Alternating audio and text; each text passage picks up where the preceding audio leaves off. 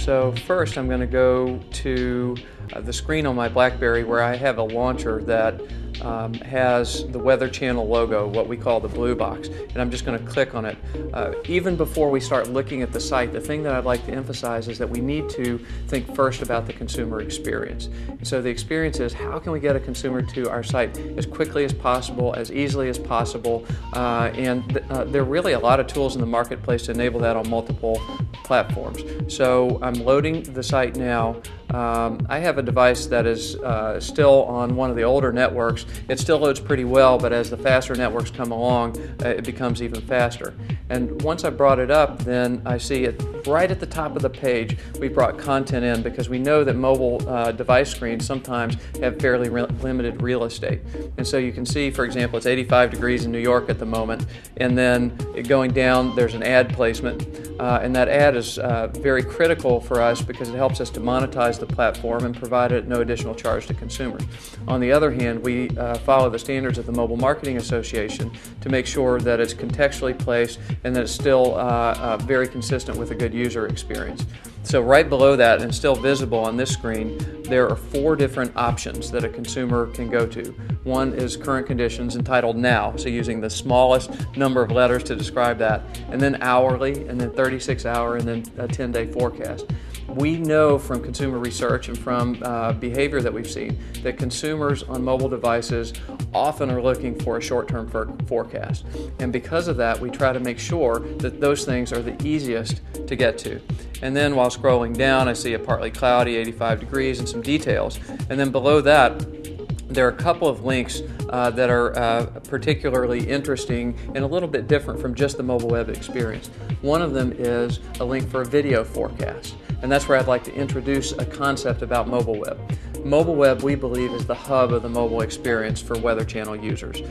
There are different ways for consumers to reach content on mobile devices, and those include the mobile web, video, messaging, and then downloads, which basically involves getting some software onto a phone.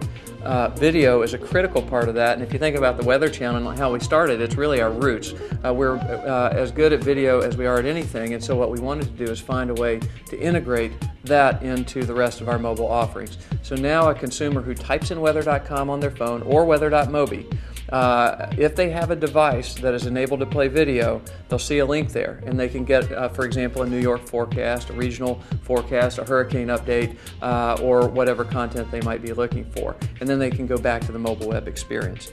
Next, as I go down, is a promotional piece. We're trying to encourage consumers to come back and use this product when they have a need for it. And so we have, in this case, a promotion where consumers can enter to win a BlackBerry. And one of the reasons we're doing that is because BlackBerries can be used across just about any wireless network, so it's really looking for a broad base of consumers.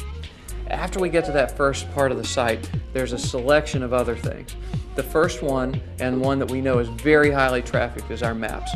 The Weather Channel, we think, offers maps that are as good as any in the world and really give consumers a lot of valuable info. If you think about it, you might have a thunderstorm coming, but you don't know whether it's a mile away, 10 miles away, or 50 miles away. And with this, you get a very quick snapshot, and it gives a lot of information to consumers. Further, we give a lot of depth around ability to dig in and get close in, or maybe look at half the country. So we try to just give a range of options for anyone who's using the site. After that, a number of special interest areas, sporting events. So if you're interested in a baseball game right now, if you're interested in a football game in the fall, you could watch that. Boat and beach and pollen, where that's relevant. And then in certain cases, advertisers are interested in these sections, so they help us to build them out and fund those sections. But for the most part, this is really consumer driven, saying, hey, what do people really want? And then we just present it in an easy way. I would be remiss if I didn't mention some of the tools that were here also. For example, some consumers want to set a specific location. So maybe I want New York today, but San Francisco tomorrow, and that's available. Also, if you'd prefer to have Celsius versus Fahrenheit, because we have many people who are used to thinking that way, we want to give choice. And last but not least, we give the option in the U.S. for Spanish versus English, so that if we have someone who'd prefer to consume the content in Spanish, we make that available. So we really try to have a lot of information in a compact package.